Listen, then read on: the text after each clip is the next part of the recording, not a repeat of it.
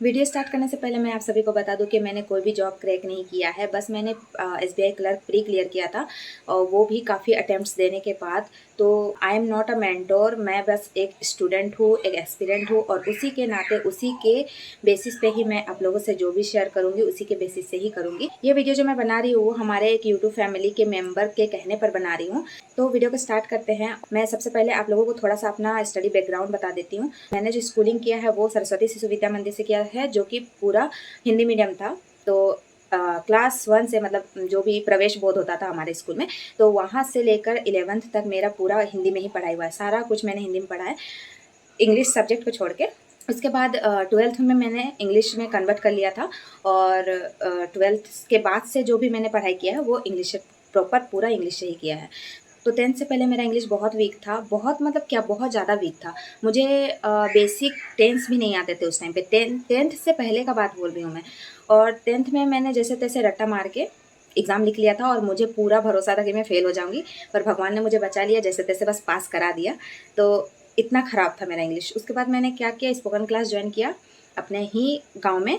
तो अब मैं ये क्यों बता रही हूँ, क्योंकि वहीं से मेरा इंग्लिश थोड़ा सा इम्प्रूव होना स्टार्ट हुआ था। वहीं से वही मेरा बेस ही है, इसलिए मैं ये चीज़ बता रही हूँ।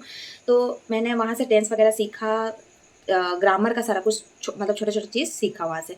उसके बाद ग्रेजुएशन में सारा सब्जेक्ट मैंने इंग्लिश में सारा आंसर वगैरह दिया, तो वही नॉर्मल टेंस का यूज़ करके। पर आप सभी को पता है कि बैंक का जो लेवल होता है वो ऐसे नॉर्मल जो हम लोग क्वेश्चन आंसर लिखते हैं उससे कहीं ज़्यादा ही होता है।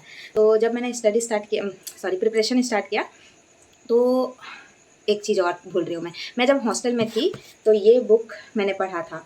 ये एक लव स्टोरी बुक है, इसको मैंने पढ़ा था तो इससे भी बहुत इम्प्रूव हुआ था मेरा इंग्लिश। तो हॉस्टल में मैं कब थी, 11th के बाद थी। 12th में मैंने ये पढ़ा था। मैं आप लोगों को सजेस्ट करूँगी जो अभी स्टार्ट करे, जिसको इंग्लिश बहुत कम आता है, बहुत कम, बहुत शुरू से अभी स्टार्ट कर रहे हैं, तो वो क्या करें, इंटरेस्ट लाने के लिए कोई बुक पढ़ लें। या तो आप लोग मोटिवेशनल बुक पढ़ लो या फिर लव स्टोरी का बुक पढ़ सकते हो, जो आपको जो सही लगे, जो जिसमें आपको लगता है कि मुझे इसमें इंटरेस्ट आएगा।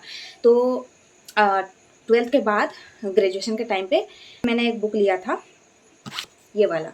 ये था मोटिवेशनल बुक और उस टाइम पे मैं थोड़ा सा डिप्रेशन में थी, थोड़ा सा क्या बहुत ज़्यादा डिप्रेशन में थी, तो ये बुक ने मुझे बहुत ज़्यादा हेल्प किया था। और डिप्रेशन के साथ-साथ इसने भी मेरा इंग्लिश इम्प्रूव बहुत किया था।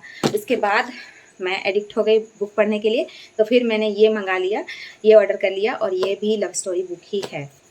तो और मँगाऊँगी और ऑर्डर करूँगी और पढ़ूँगी, क्योंकि अच्छा लगता है मुझे बुक्स पढ़ना।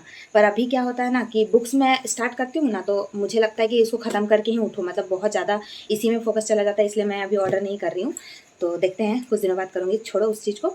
तो यही सजेस्ट करूँगी कि नॉवेल पढ़ो, सच में बहुत फ़ायदा देगा। जिसमें इंटरेस्ट वही नॉवेल पढ़ना, बहुत इम्प्रूव होगा आप लोगों का। मेरा खुद में मैं बता रही हूँ ना, तो अभी तक जितना इम्प्रूव किया है 50% तो मेरे नॉवेल से ही हुआ है।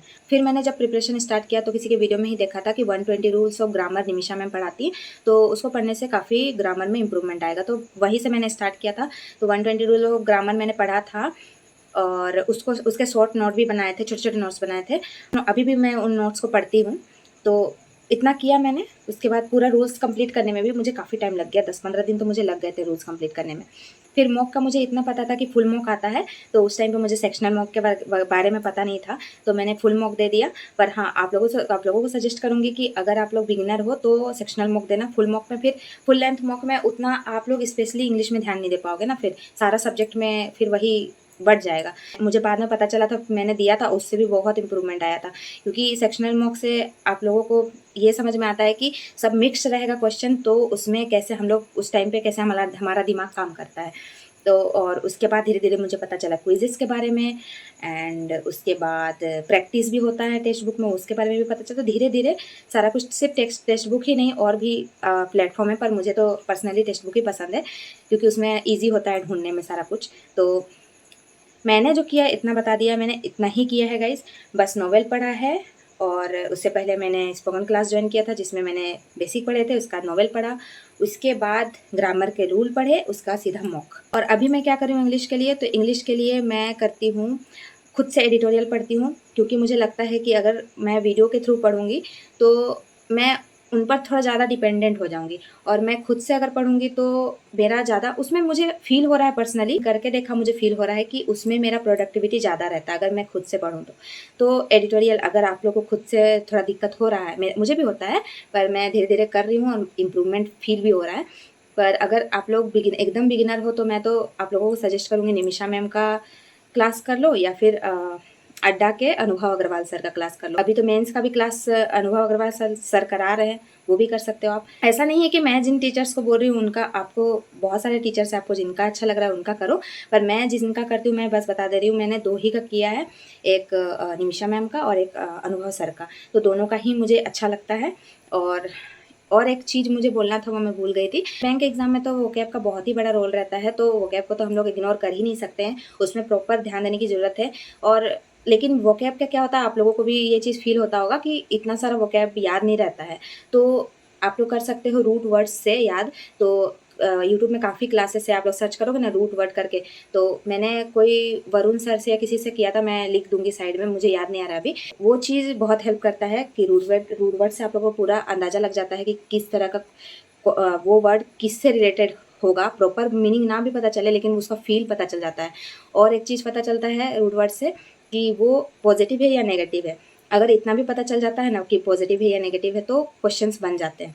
तो मैंने बस इतना ही किया था और अभी मैं वही सब कर रही हूँ जो बता दिया आप लोगों को। अभी बस मैं मॉक देती हूँ, प्रैक्टिस भी करती हूँ, क्विज़ेस भी देती हूँ और साथ में क्लासेस भी करती हूँ मेंस लेवल के। और प्री जब चल रहा था एसबीआई का, उस टाइम पे प्री लेवल का भी क्लासेस कर रही थी। तो यही था इस वीडियो में। मे बी ज़्यादा लंबा हो गया है वीडियो। ऐसा मैंने सोचा था कि 5 मिनट का ही वीडियो बनाऊँगी, पर यार अब छोटा करने के चक्कर में कुछ छूट ना जाए, इसलिए थोड़ा लंबा हो गया, तो एडजस्ट कर लेना आप लोग। तो मिलते हैं नेक्स्ट वीडियो में, तब तक के लिए बाय।